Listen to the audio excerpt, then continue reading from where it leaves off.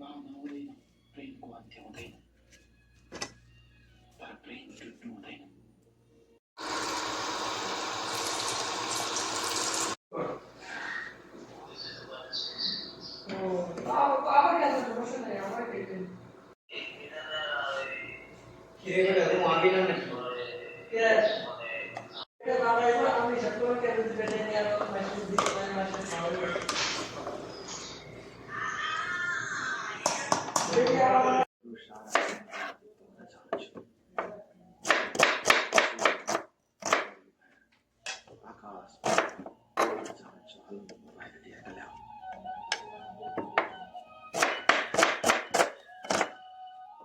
मेरो नाम कार्तिक श्रेष्ठ हो।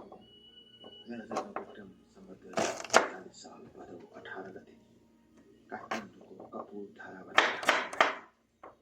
मेरो बुबाको नाम प्रतीक श्रेष्ठ, आमाको नाम रमला श्रेष्ठ। म घरको कान्छो छोरा हुँ। ममाथि एक दाइ र एक दिदी हुनुहुन्छ। मेरो पारिवारिक अत्यन्तै राम्रो थियो। काठमाडौँको एक सम्पन्न परिवारमा हुर्केको केटा। दुःख के हो मलाई थाहा थिएन, पीडा के हो मलाई थाहा थिएन।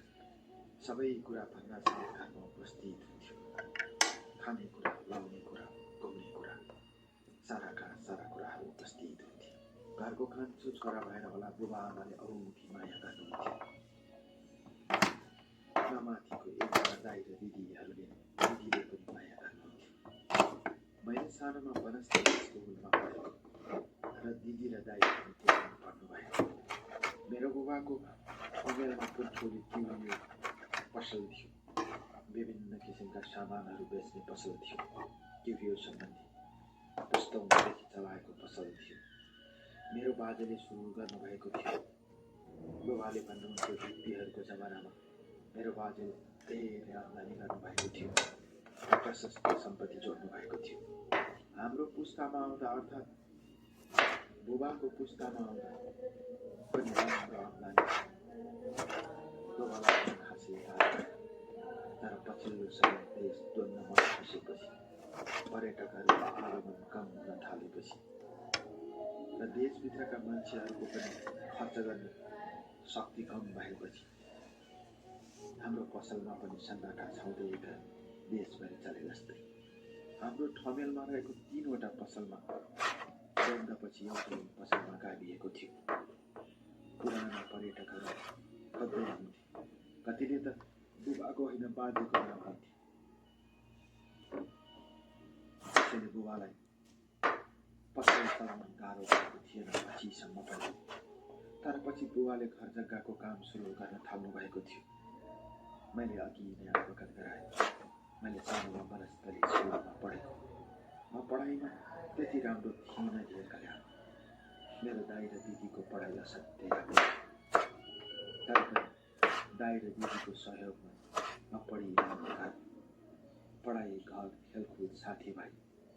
मलाई नाच्न असाध्यै मन पर्थ्यो। सानोमा माइकल ज्याक्सनका गीतहरूमा म नाच्थेँ।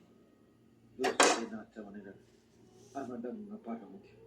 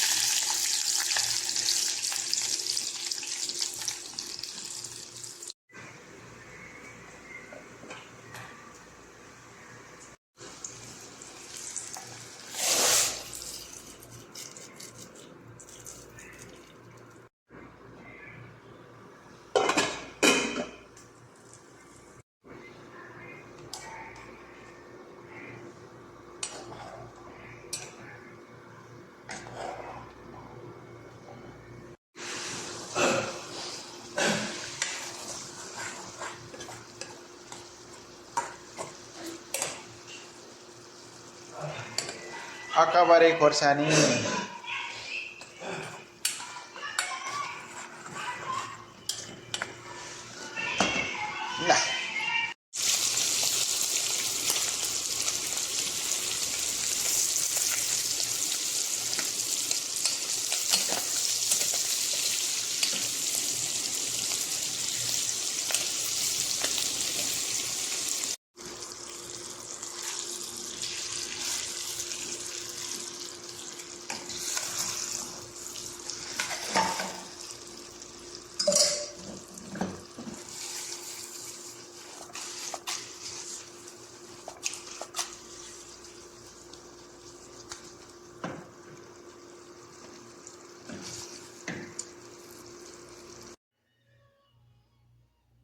दिल्लीको सहर